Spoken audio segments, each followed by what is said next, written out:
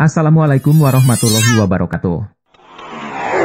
أشهد أن لا إله إلا الله وحده لا شريك له ولي الصالحين وأشهد أن سيدنا ونبينا محمدا عبده ورسوله الصادق الأمين. اللهم صل وسلم وبارك على سيدنا محمد وعلى آله وصحبه ومن تبعهم بإحسان إلى يوم الدين. سبحانك لا علم لنا إلا ما علمتنا إنك أنت العليم الحكيم. Para alim ulama, para kiai, para asatiz, para pembina Masjid Al-Huda dan juga pengurus dan seluruh keluarga besar DKM Masjid Al-Huda, semoga semua diberkahi Allah Subhanahu wa taala. Mohon maaf tidak disebutkan satu persatu, bapak-bapak, ibu-ibu, adik-adik, semua yang hadir, mudah-mudahan semua dimuliakan dan diberkahi Allah Subhanahu wa taala.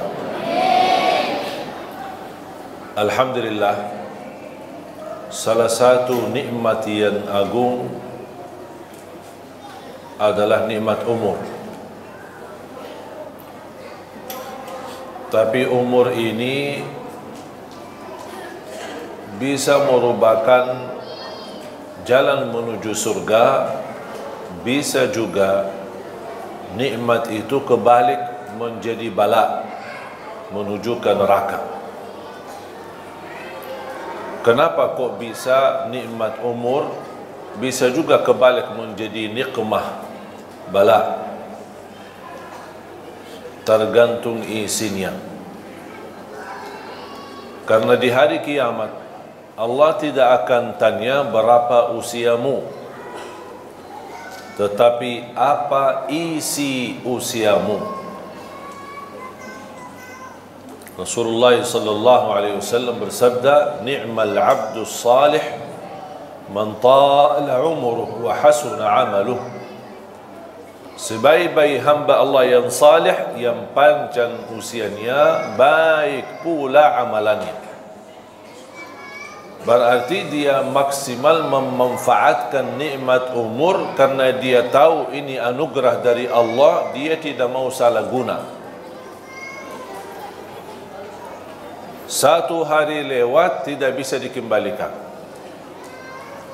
Banyak hal yang kita rugikan tetapi masih bisa kita kembalikan. Saat kita sakit, kita berobat, insya-Allah kembali sehat. Kita rugi usaha, kita bisa bangkit dengan usaha lagi, berbisnis lagi, berdagang lagi. Bahkan dalam kehidupan rumah tangga, orang bisa menikah, gagal satu, gagal yang kedua kali, gagal yang ketiga kali, bisa juga sukses di kawinan yang keempat kalinya. Kita tidak tahu. Tapi maksud saya bisa diatasi persoalannya. Bukan berarti misal kalau kita nikah kemudian gagal, bukan berarti habis kehidupan. Kita masih bisa berkesempatan masing-masing mencari jodoh baru. Barangkali ada yang istri berharap suami bertanggung jawab. Mungkin suami yang pertama tidak bertanggung jawab, jodohnya sampai di sini, mereka pisah. Bukan berarti kehidupannya sudah habis. Dia masih bisa berusaha lagi. Intinya, apapun yang kita rugikan, bisa kita usaha untuk dikembalikan menjadi lebih baik. Kecuali satu, tidak bisa dikembalikan. Umur dan usia kalau sudah berlalu tidak bisa dikembalikan. 1 jam berlalu tidak bisa dikembalikan. Dan Islam mengajarkan kita tidak boleh memfikirkan masa lalunya, apalagi hal-hal yang buruk, membuat kita lama-kelamaan putus asa. Kalau hal yang lama yang kita lakukan, contoh dosa maksiat, kalau kita ingat terus dosa maksiat tersebut, syaitan mengambil kesempatan untuk membuat kita putus asa dari rahmat Allah. Kita sudah niat taubat, tapi syaitan membuat kita ingat. Apaan kok mau taubat enak-enak, sudah berlaku macam-macam. Gitu datang setan. Membuat kita, ya betul, saya malu sama Allah. Taubat, dosa lagi. Taubat, dosa lagi. Taubat, dosa lagi. Sambil datang setan, ngapain kok taubat-taubat tak jelas. Membuat kita putus asa. Padahal Allah sudah menjaminkan diampuni dosa selama kita selalu bertaubat. Allah tidak bosan mengampuni dosa selama kita tidak bosan bertaubat. Seberapapun dosa kita pasti diampuni. Syaratnya taubat. Dosa lagi, ya taubat lagi. Dosa lagi, taubat lagi. Kalau syaitan berhasil menggoda kita untuk berlaku dosa, jangan membuat rahmat Allah tidak berhasil membuat kita taubat. Karena rahmat Allah sangat luas. Sampai Allah berfirman di hadis yang qudsi, "Ya ibna Adam, law balagha dhunubuka anana as-sama, thumma laqitani, thumma astaghfartani, laghafartu laka ala ma kana minka wala ubali." Anak Adam, kalau dosa-dosamu, ini satu orang, dosa-dosamu sampai ke lapisan langit, saking banyaknya, sampai ke lapisan langit, tetapi kamu selalu beristighfar, aku akan ampuni semuanya dan aku tidak peduli berapa banyaknya, kata Allah. Allah tidak peduli berapa banyak dosa. Yang Allah pedulikan taubat kita, istighfar kita, memohon. Kalau Rasul saja, Nabi Muhammad sallallahu alaihi wasallam berhari istighfar sampai 100 kali, memohon ampun kepada Allah. Apalagi kita.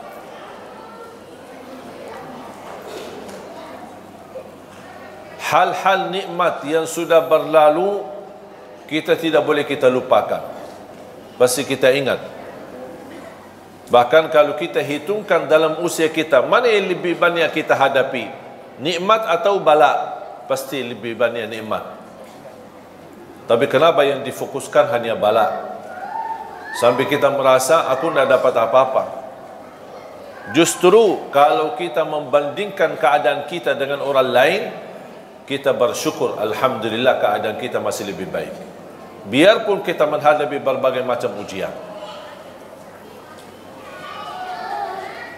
Apalagi bala dan musibah kematian keluarga. Wajar kalau kita manusia sedih atas wafatnya orang tua, atas wafatnya kakek nenek kita, atas wafatnya suami kita, atas wafatnya istri kita, anak kita. Wajar kita sedih. Ya, manusia punya perasaan. Tapi yang tidak wajar berlebihan sampai terbawa ke pikiran. Sudah 40 hari, sudah 100 hari, sudah berbulan-bulan, sudah bertahun-tahun orangnya sudah meninggal dunia, tapi orang ini masih sedih. Itu yang tidak diizinkan oleh agama. Karena kesedihan ini membuat terganggu hubungan kita sama Allah. Islam mengizinkan kita boleh sedih, tapi ada batas kesedihan. Selepas itu beraktivitas kembali. Kita semua bakal mati. Semua kita akan mati. Yang berguna bukan kesedihan kita terhadap orang yang kita sayangi yang sudah wafat, tetapi doa kita yang berguna. Doakan. Doakan. Saya pernah diundang acara takziah, tahlilan. Kemudian ada sambutan sebelum masuk ke acara inti. Ada sambutan A, sambutan B. Ini termasuk acara yang paling cepat. Sambutannya cuma sebentar dan satu orang. Baik, yang lain acara sambutannya panjang lebar. Sampai mungkin satu kampung sambutan, baru saya ceramah. Pas saya diundang tuan rumah, ada seorang anak karena meninggal bapaknya, sambil dibawakan di layar, mereka dari keluarga kaya bawakan layar foto-foto dan video masa-masa lalu, kesenangan mereka, makan bersama, umrah bersama, jalan-jalan bersama, naik kapal bersama, kemana laut, kemana, semua ditayangkan di acara. Sambil anaknya yang perempuan ini sambil cerita bagaimana ayahnya, bagaimana kasih sayangnya, sambil nangis. Saya fikir baru kemarin meninggal, ternyata sudah 1 tahun. Dan segitu sedihnya, nangisnya. Itu yang namanya berlebih-lebihan. Bukan masalah acaranya, kesedihan itu tidak boleh, karena bisa menjadi tanda kita tidak menerima takdir Allah. Dan syaitan mengambil kesempatan masuk di situ. Coba, apa salah ayahmu sampai dicabut nyawanya, padahal ayah kamu kan baik. Begitu bisikan syaitan, membuat kita kefikiran. Padahal kita tahu kematian itu hakul yakin, semua bakal mati. Kalau ada yang boleh kekal, itu Nabi Muhammad sallallahu alaihi wasallam.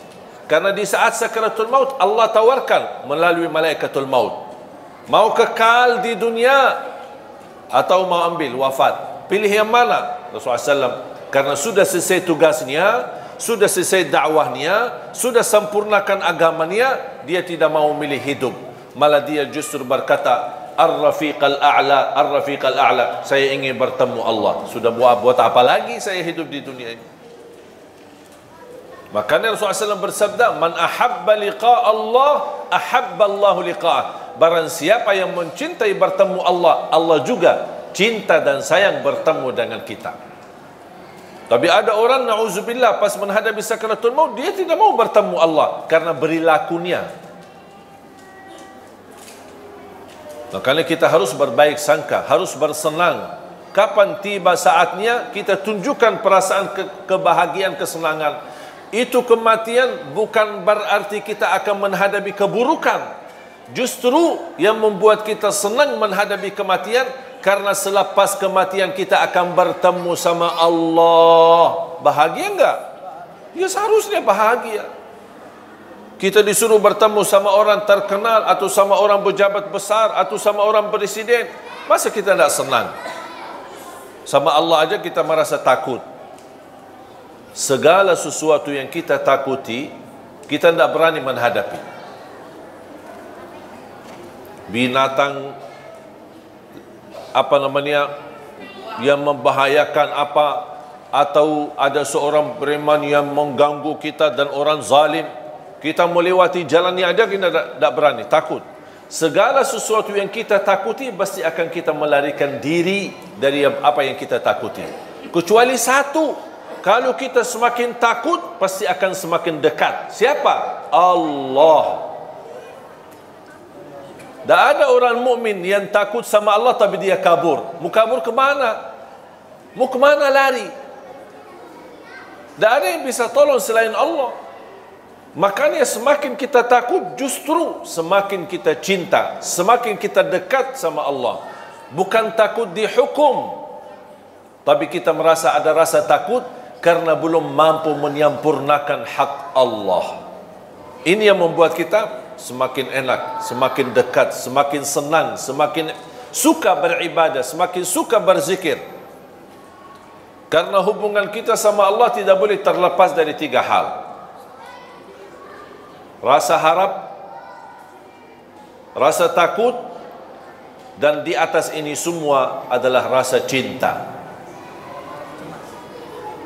Jadi bukan yang membuat kita mau beribadah karena kita mengharapkan saja, tapi yang membuat kita terdorong beribadah karena saya cinta.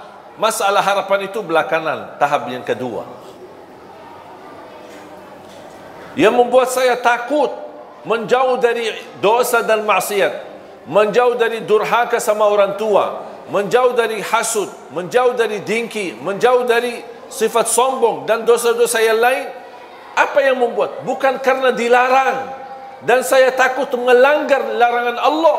Yang membuat saya takut tidak berbuat dosa maksiat karena saya cinta sama Allah. Akhirnya kalau kita semakin cinta sama Allah, nikmat, harapan dan ketakutan akan semakin sempurna. Karena Allah tidak mau juga kita takut, sambil putus asa. Takut dihukum, takut karena dosa maksiatnya terlalu banyak, menzalimi orang macam-macam. Jadi rasa takut semestinya membuat kita semakin dekat sama Allah. Sampai Rasulullah SAW bersabda, Inni la atqakum lillah wa akhsyakum lah. Aku yang paling bertakwa kepada Allah, kata Rasul, dan aku yang paling takut kepada Allah. Bapak Ibu jamaah sekalian dimuliakan Allah SWT, kembali lagi, yang mendorong kita saat beribadah tidak boleh terlepas dari 3 poin atau 3 hal. Harap. Apa yang kita harapkan dari Allah? Ridha. Kita harap Allah ridha. Kalau Allah ridha sama kita, beres, sudah selesai, tidak ada masalah. Kalau Allah ridha, berarti ibadah pasti diterima. Kalau Allah ridha, kekurangan pasti dimaafkan. Kalau Allah ridha, dosa pun Allah akan tutupi, karena Allah sudah ridha. Ada rasa takut, bukan takut dihukum, tetapi kita takut semakin beribadah, tapi ada rasa takut, jangan-jangan Allah tidak mau terima amal ibadah saya. Oh, barangkali ibadah saya belum baik, barangkali belum ikhlas, barangkali belum sempurna, ada kekurangan khusyuk. Saya kadang-kadang suka berzikir, tapi lebih banyak suka malas. Ini muncul rasa takut. Takut kekurangan ibadahnya, tidak sesuai dengan perintah, tidak sesuai dengan ajaran agama, tidak sesuai untuk meniru Nabi Muhammad sallallahu alaihi wasallam.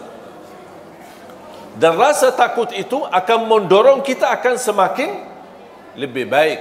Kalau saya salat asar atau saya salat zuhur, kayaknya belum sempurna ya, masih ada kekurangan, insya-Allah saya salat sunnah ba'diyah. Karena tugas salat sunnah qabliyah ba'diyah menutupi kekurangan salat wajibnya. Belum sempurna sunnah qabliyah ba'diyah, udah saya tambah lagi salat duha, saya tambah lagi sunnah wudu, saya tambah lagi salat tasbih, saya tambah lagi salat hajat. Belum lagi, masih ada kekurangan, saya tambah lagi salat tahajud. Walaupun 2 rakaat, tutup witir, tidak harus 8 rakaat, tidak harus 10, tidak harus 20. Boleh enggak saya salat tahajud cuma 2 rakaat? Ya boleh. Witir langsung ditutupi witir. Jadi tahajud itu tidak semestinya jumlah yang banyak. Boleh enggak kita salat malam tapi belum tidur? Ada orang tanya, aku mau salat malam tapi aja sudah jam 1 saya belum tidur.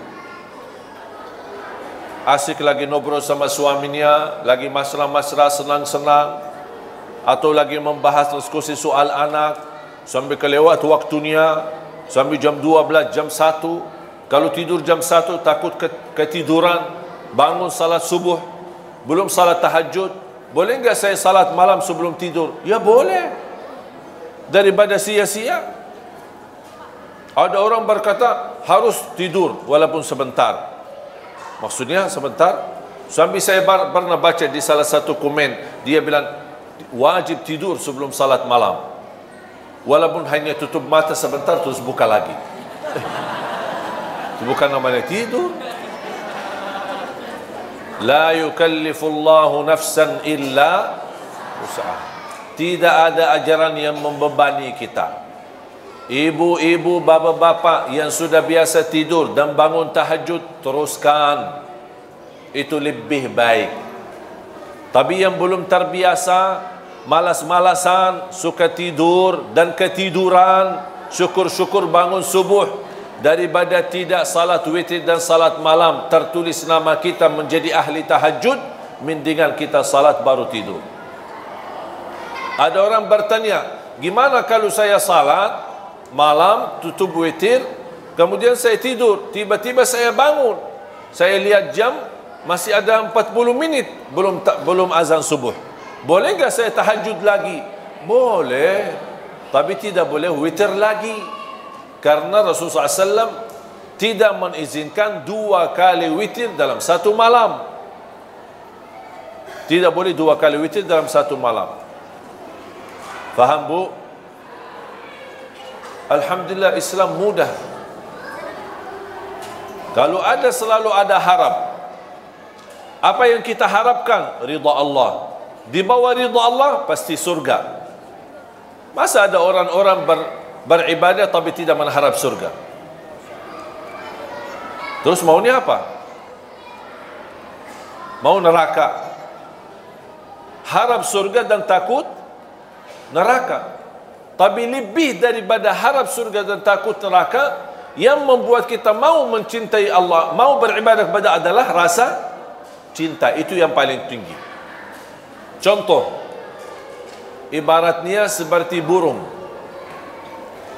Kira-kira burung tanpa kepala bisa terbang enggak? Burung dengan kepala tapi tidak ada sayap bisa terbang enggak? Itu orang mukmin. Kepala adalah cinta, 2 sayap harap dan takut. Harus 3-tiganya ada supaya hubungan kita sama Allah semakin baik, bisa terbang. Tapi kalau kepala ada cinta sama Allah, ada orang cinta tapi ibadahnya tidak jalan, tidak ada harap, tidak ada takut, tidak ada perasaan sama sekali, tidak bisa jalan.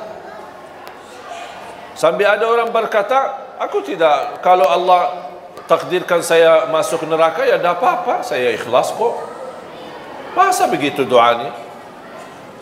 Ya Allah, saya kalau tidak diizinkan masuk surga, ya tidak apa-apa. Itu namanya orang beribadah tapi tidak ada harapan. Tidak mau harap ridha, tidak harap surga, tidak takut neraka, ya tidak apa-apa. Itu tidak bisa. Cinta ada, rasa harapan ada, dan juga takut ada. Takut amalan ibadahnya ditolak, takut tidak diterima, takut tidak sempurna, takut sia-sia. Iman ada yang amalannya sia-sia, ada. Sampai Allah ceritakan dalam Al-Quran, alladzina dhalla sa'yuhum fil hayati dunya wa hum yahsabuna annahum yuhsinuna sun'a. Mereka yang merugi adalah yang datang di hari kiamat.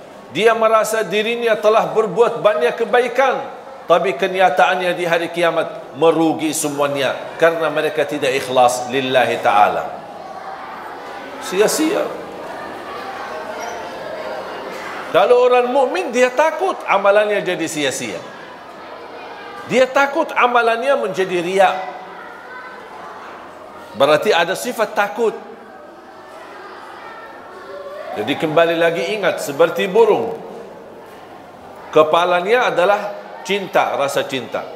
2 sayap harapan dan takut sama Allah Subhanahu wa ta'ala. Sama seperti ada orang bekerja, apa yang diharapkan? Upah. Masa dia mau bekerja, ya terserah bos, kalau mau kasih gaji boleh, tidak mau kasih tidak apa-apa. Ada yang mau enggak gitu? Tidak ada yang mau. Kalau dipotong aja pasti dia ngamuk. Pak, kenapa dipotong gaji saya? Oh, karena sudah 3 kali telat, karena denda, karena hukuman. Allah juga Maha Adil. Yang berlaku kita sama manusia berlaku sama Allah Subhanahu wa ta'ala. Dan Allah Subhanahu wa ta'ala walaupun Maha Adil, Allah lebih banyak menjalankan kasih sayangnya kepada kita daripada keadilannya. Contoh, A'udzu billahi minasyaitonir rajim. Bismillahirrahmanirrahim. Walau yu'akhidhu Allahu an-nasa bima kasabu ma taraka 'ala dhahriha min dabbah walakin yu'akhiruhum ila ajalin musamma. فإذا جاء أجلهم فإن الله كان بعباده بصيرا. Surah Fatir, surah 35 ayat 45. Sekiranya Allah menghukumkan manusia atas setiap salah, niscaya tidak ada makhluk yang mampu hidup di muka bumi. Itu namanya adil. Karena sistem adil, yang salah wajib apa? Yang salah wajib dihukum. Kalau orang salah kemudian kena hukuman, itu namanya adil tidak? Yang tidak adil kalau ada salah tapi tidak ada hukuman, itu namanya tidak adil. Menurut ayat ini, surah 35 ayat 45, sekiranya Allah berkenan menjalankan keadilannya terhadap perilaku manusia, setiap salah, setiap dosa kena hukuman Allah. Contoh, dosa mata dicabut nikmat mata, hukuman. Dosa tangan dicabut nikmat tangan. Ketiduran salat subuh bertambah bau badan kita. Ada dosa lagi, dosa riba, dosa apa saja, ada kena hukuman. Menurut ayat ini, kalau Allah berkenan menghukum manusia setiap dosa dan maksiatnya, niscaya tidak ada makhluk, jangankan manusia, tidak ada makhluk termasuk binatang, tidak ada makhluk yang mampu hidup di muka bumi. Kenapa? Karena habis dihukum Allah. Sudah habis. Tetapi Allah Subhanahu wa ta'ala menunda sampai di hari pembalasan, tidak dihukum. Bayangkan aja, kalau setiap dosa bau badan kita, dosa lagi tambah keras bau badan kita, dosa lagi bertambah keras bau badan kita, kira-kira berani enggak keluar rumah? Langsung ditandain orang, bau ya, dosanya banyak. Langsung ditandain orang. Malu kita sama orang. Makanya tanda sesuatu salah atau dosa apa? Ada dua tanda.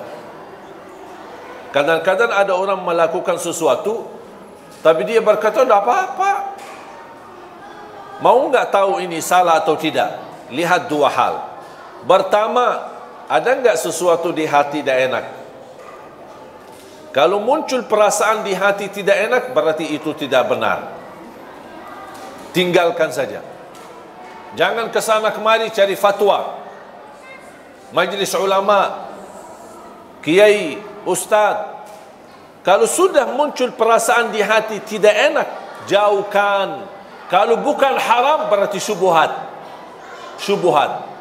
Hati-hati dari syubhat. Islam mengajarkan hal-hal yang tidak jelas pun kita jauhi, apalagi kalau sudah jelas haram.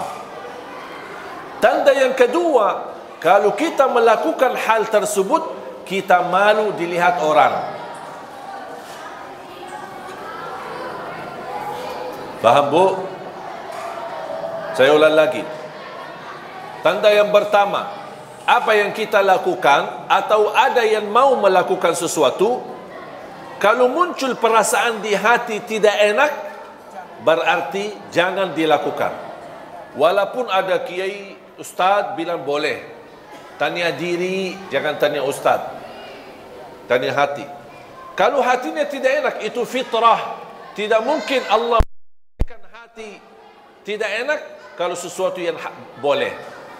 Kalau sesuatu boleh dalam pandangan agama, pasti hati enak. Kalau sesuatu yang tidak boleh, walaupun kita belum faham karena masih bodoh agama, tapi muncul perasaan tidak enak, berarti sudah cukup menjadi tanda Anda jauhi. Cukup. Walaupun hal itu tidak haram 100% atau tidak jelas haramnya, kalau muncul perasaan tidak enak, itu tanda kalau tidak haram berarti syubhat. Syubhat artinya belum jelas. Islam menajarkan kalau belum jelas, mendingan tidak usah. Daripada salah. Tanda yang kedua, kalau kita lakukan muncul perasaan, kalau ayah saya tahu, malu. Berarti tidak benar itu. Kalau guru saya tahu, pasti marah. Berarti tidak benar. Berarti kalau ada tanda malu dilihat sama orang atau ditahu sama orang, berarti ketahuilah yang kita lakukan itu tidak benar, tidak baik. Sudah faham? Dan ini bukan kata saya. Itu kata Rasulullah sallallahu alaihi wasallam. Wal ithmu ma haka fi nafsika wa karihta an yattali'a alaihi nas. Dosa dan keburukan adalah yang jengkel di hati, ada perasaan tidak enak, kayak rasa gatal, kefikiran, di mana ya? Itu sudah Rasul kasih tahu. Berarti Rasul mengajarkan kita tanya hatimu dulu. Tanya hatimu dulu. Hati yang suci, hati yang fitrah, insya-Allah tidak mungkin terima kemungkaran, tidak mungkin terima kebatilan. Kecuali na'udzubillah kalau hatinya munafik, semuanya halal.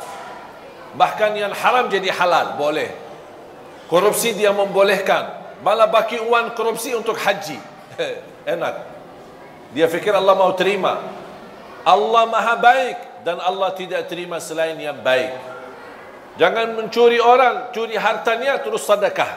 Saya suka anak yatim, tapi diambil curian orang. Nah, Allah tidak bakal terima. Allah terima yang halal. Dari mana dan kemana?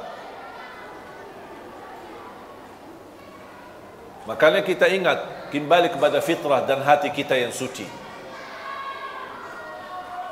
Apapun yang jengkel di hati, atau kita malu dilihat dan ditahu sama orang, berarti sudah menjadi tanda cukup buat kita tidak melakukan hal tersebut.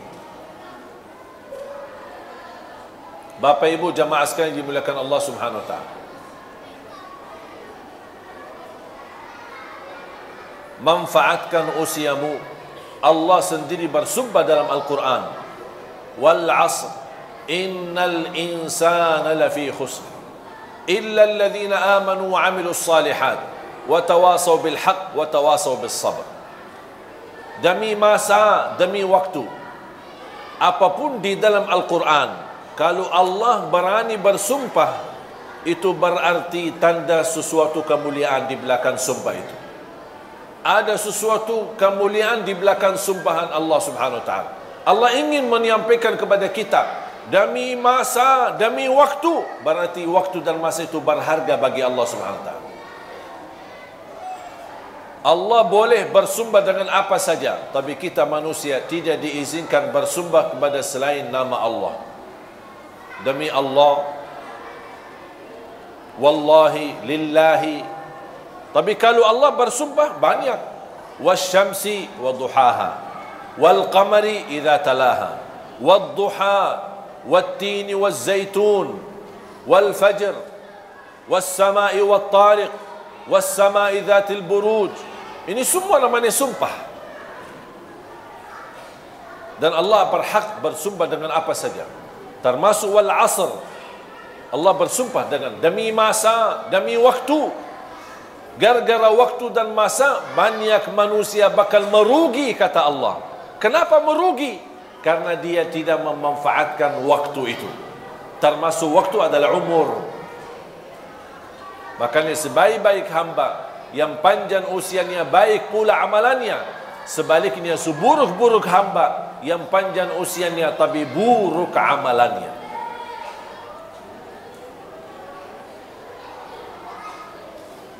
Jangan sampai menjadi orang yang merugi. Masih diberikan apa lagi nikmat sehat. Manfaatkan nikmat sehatmu sebelum kesakitanmu. Jangan kita hanya kenal Allah pas saat sakit. Sudah sakit, tidak akan maksimal. Dulu masih sehat, tapi tidak salat. Pas begitu sakit, tidak bisa berdiri, terpaksa salat duduk. Makanya di dalam keadaan duduk, pasti pahalanya tidak sempurna. Siapa yang diberikan kesempurnaan pahala ketika dia sakit? Kalau dia di masa sehat, tetap masih beribadah. Ketika dia sakit, Allah tidak akan menurani kesempurnaan pahalanya. Karena dia di masa sehat, tetap jaga ibadah. Beda sama yang dikurangi pahalanya. Di masa sehat dia tidak beribadah, pasti masa sakit dia ingat sama Allah. Allah tidak akan sempurnakan pahalanya. Makanya Rasulullah SAW mengingatkan, manfaatkan usia kuatmu di saat kuat. masih muda. Sebelum kelemahanmu, di saat lemah sudah tidak kuat. Manfaatkan usia mudamu sebelum usia tuamu. Manfaatkan kekayaanmu sebelum kemiskinanmu. Manfaatkan usia kesihatanmu sebelum kesakitanmu. Manfaatkan kehidupanmu sebelum menghadapi kematianmu. Ini Rasul mengajarkan, manfaatkan. Pasti orang yang lagi sehat beda sama orang yang sakit. Yang sehat kan masih bisa beraktivitas, ikut bantu panitia, ikut masjid, bisa bola-balik ke masjid. Kalau yang sakit, tidak setiap waktu bisa ke masjid. Makanya Rasul mengajarkan, manfaatkan nikmat sehatmu. Di usia muda tidak mungkin sama dengan usia tua. Aktivitasnya pasti berkurang.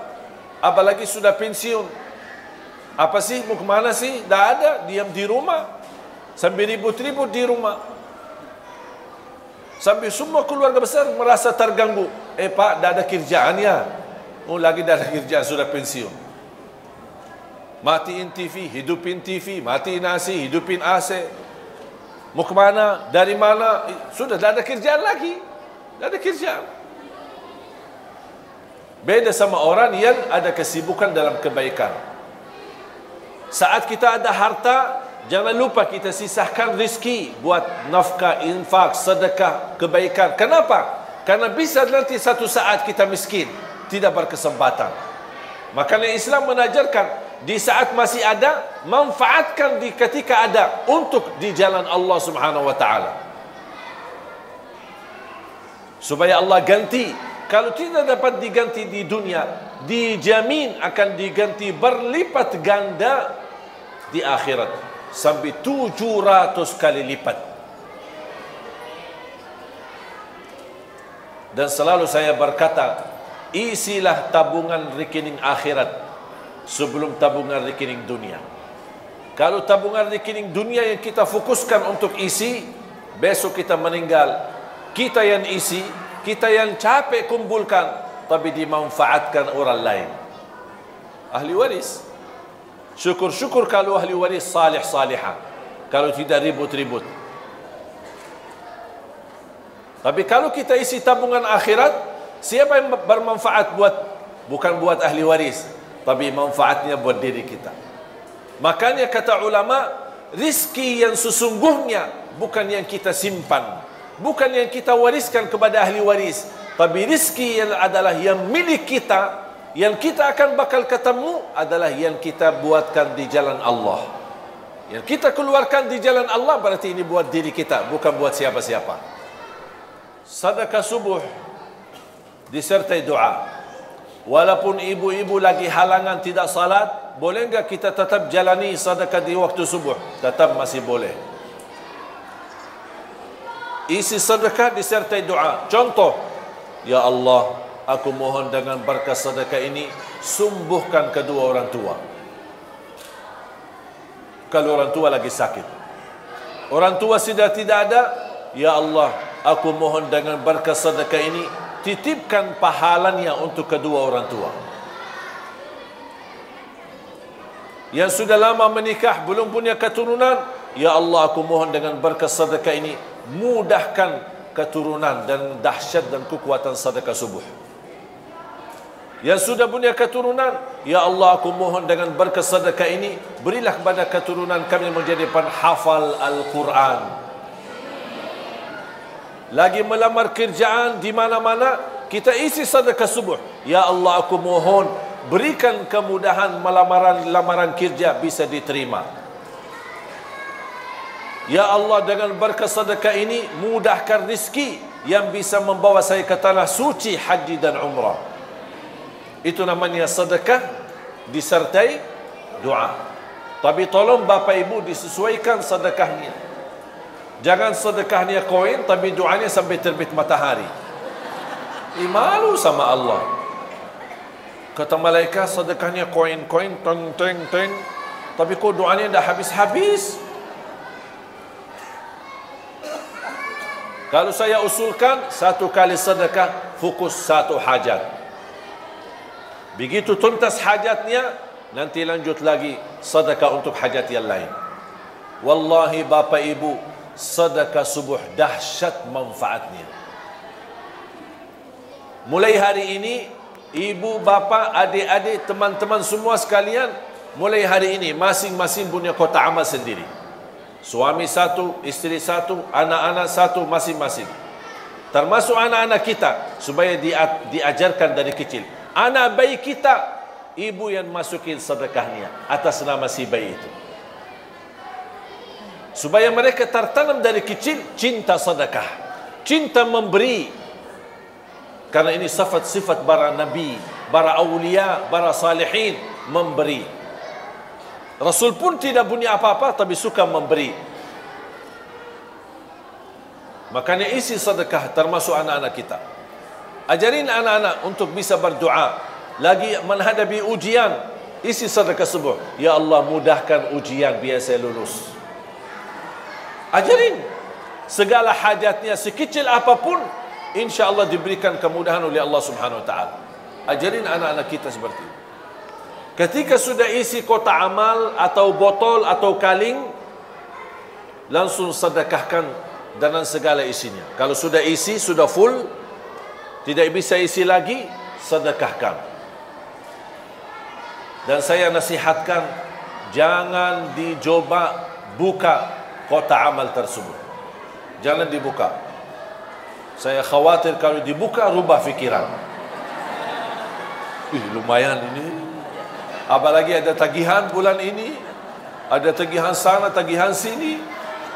Udah. Karena sifat manusia cinta harta. Cinta harta. Biar orang susah payah miskin, tapi cinta tetap harta. Ketika muncul ada pemberian, dia tidak mau. Makanya saya bilang, ketika kotak amal jangan dibuka, tutup mata, serahkan aja.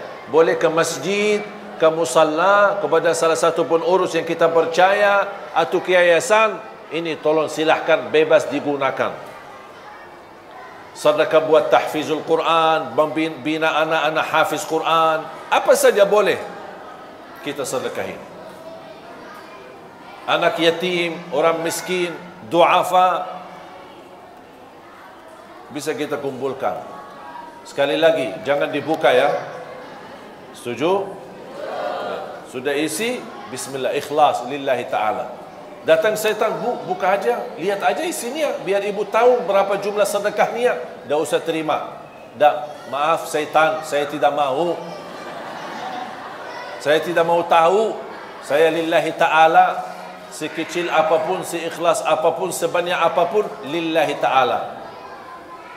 Dan saya sudah mengajarkan diri saya, lebih baik banyak ikhlas daripada sedikit tidak ikhlas. Setuju? Apaan setuju? Banyak ikhlas daripada biasanya apa? Oh, sedikit ikhlas daripada banyak. Oh, itu 2018. Sekarang 2019. Kita masih semua berubah. Semua kata-kata yang dulu kita ganti. Ganti semuanya. Lebih baik banyak ikhlas daripada sedikit tidak ikhlas. Ini selalu kita niatkan. InsyaAllah akan Allah hantarkan rezeki lebih daripada kecukupan, yang bisa berguna buat diri kita, berguna juga buat umat. Yang terakhir, saya ingatkan ada satu hal yang sangat penting. Ya, silakan Pak Guru.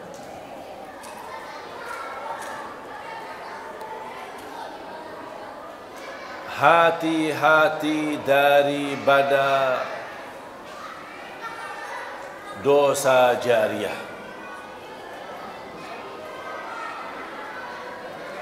Hati-hati daripada dosa jariah. Biasanya kita tahu sedekah jariah atau amal jariah. Kok ada dosa jariah? Ada. Dan ini dosa jariah muncul saat ini. gara-gara HP. Kalau sudah terlanjur kita melihat diisi HP kita atau grup-grup yang menerimkan macam-macam yang baik maupun buruk, atau isinya dosa, atau filem-filem yang tidak baik, sudah terlanjur kita melihatnya, itu sudah dosa buat diri sendiri. Tetapi hati-hati, jangan di-share. Jangan di-share. Rasanya gampang, tinggal masukin ke grup sebelah. Terima dari grup A, dimasukin ke grup B. Tapi kalau sudah masuk ke grup B, akan disebarkan kemana-mana. Itulah yang akan kita bawa dosanya sampai hari kiamat. Kita mati, tapi buku amal belum tertutup, karena ada isi dosa-dosa terus. Yang kita harap, buku amal terbuka, supaya kebaikan yang terisi. Sedekah jariah kita, amal jariah kita, bukan dosa. Hati-hati jemaah sekalian. Kalau anda merasa malu menegur kemungkaran, ada orang kirimkan satu video atau satu rekaman atau satu tulisan, tapi kita malu menegur karena itu mungkar, dosa, tapi kita merasa malu. Kalau saya tegur, nanti aku baru belajar 2 hari ku jadi ustaz. Langsung diolah-olah sama orang. Kalau kita malu menegur mereka, mengingkari kemungkaran, sudah terlanjur kita lihat, jangan di-share ke orang lain. Walaupun itu satu orang. Bayangkan kalau satu orang ke satu orang ke satu orang, dari grup ke grup ke grup, bisa merebarkan banyak. Bisa jutaan orang dalam usia, bahkan dalam habis kematian kita. Itulah yang akan kita tanggung dosanya sampai hari kiamat. Na'udzubillah. Makanya hati-hati. Dan ini bukan kata saya, tapi kata Rasulullah sallallahu alaihi wasallam, "Man sanna fil Islami sunnatan hasanah, falahu ajruha wa ajru man 'amila biha ila yaumil qiyamah." Barang siapa yang menghidupkan sesuatu kebaikan atau share sesuatu kebaikan, dia akan mendapatkan pahalanya, dan semua yang mengamalkan kebaikan tersebut, dia akan sama juga mengikut dapat pahalanya sampai hari kiamat. Dan barang siapa yang menghidupkan keburukan atau menyebarkan keburukan sampai dia mati, akan keburukan itu masih jalan, akan dia dapat dosanya sampai hari kiamat. Na'udzubillah min zalik. Hati-hati. Makanya HP ini alat mubah. Bisa jadi halal, bisa jadi haram. Tapi dia alat mubah. Maksudnya apa mubah? Tidak ada pahala, tidak ada dosa. Itu mubah. TV, mubah atau haram? Mubah, alat.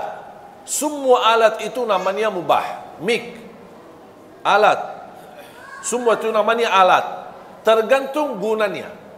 Salah guna, dosa. Digunakan dengan baik, pahala. Contoh, HP kita. Assalamualaikum, apa kabar ayah, apa kabar ibu, saya kangen sama kampung, saya belum bisa pulang karena lagi sibuk kerjaan. Itu namanya apa? Silaturrahim.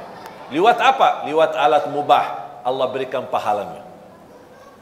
Ada orang telefon, caci maki orang, gibah, fitnah, sebarkan fitnah. Tahu enggak ini berita di Salabriti, salah satu ustaz katanya karena ini macam-macam, dia menipu jamaahnya, ini begitu. Sebarkan fitnah.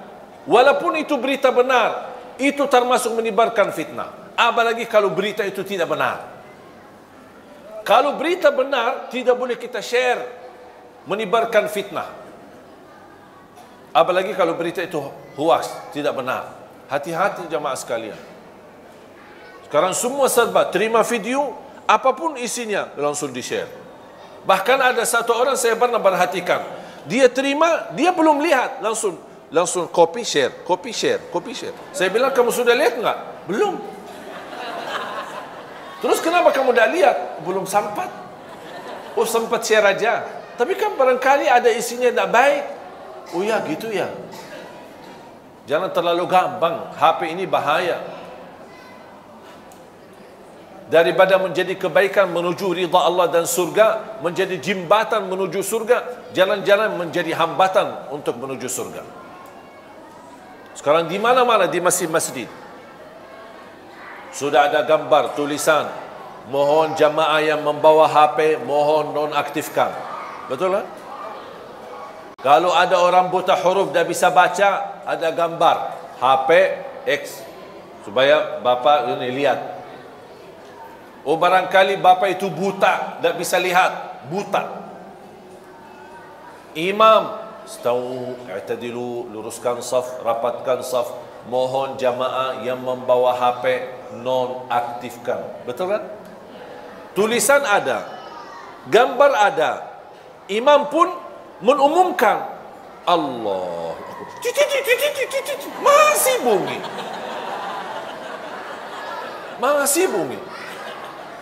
Terus maunya apa? Setiap orang masuk masjid diberikan surat masing-masing, tanda tangan berjanjian untuk masuk ke masjid ini mohon nonaktifkan. Biar datang-datang baru silahkan masuk. Maunya seperti itu.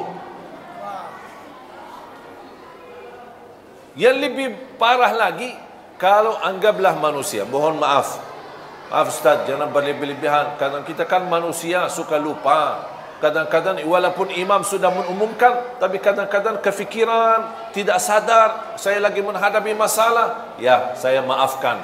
Kita lupa, kefikiran, apapun alasannya. Sudah terlanjur, Allahu Akbar, sudah terlanjur mulai salatnya, lupa nonaktifkan HP-nya atau diselang. Kemudian kita pas begitu salat, ada bunyi HP kita. Kenapa tidak gerakkan tangannya untuk dimatikan HP-nya? Saya pernah salat di salah satu masjid tarawih. Ada sebelah saya orang, imamnya lagi nikmat bacaannya, enak, terharu sekali bacaannya. Di sebelah saya ada orang bunyi HP-nya, lagu India lagi.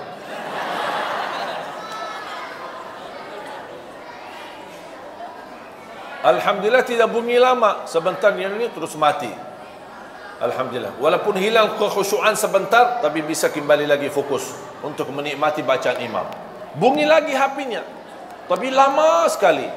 Dan orang yang di sebelah saya diam begini. Kayaknya khusyuk. Itu bukan khusyuk, pura-pura khusyuk. Mati. Pas yang ketiga kali, karena imam itu di salah satu masjid bacaannya panjang, lebih dari satu halaman, satu rakaat. Masih bunyi lagi yang ketiga. Pas yang ketiga saya tidak sabar. Saya langsung begini. Ya ingatkan, barangkali dia tidak sadar, saking khusyuknya dia tidak dengar HP-nya. Itu namanya saking khusyuk. Makanya saya berbaik sangka, oh barangkali khusyuknya luar biasa, sampai HP-nya sendiri dia tidak bisa dengar. Makanya saya ingatkan. Dia tidak ada respon. Kita ruku', sujud, rakaat yang kedua, bunyi lagi HP-nya. Yang aku heran, kok bunyi pas bacaan imam lagi enak.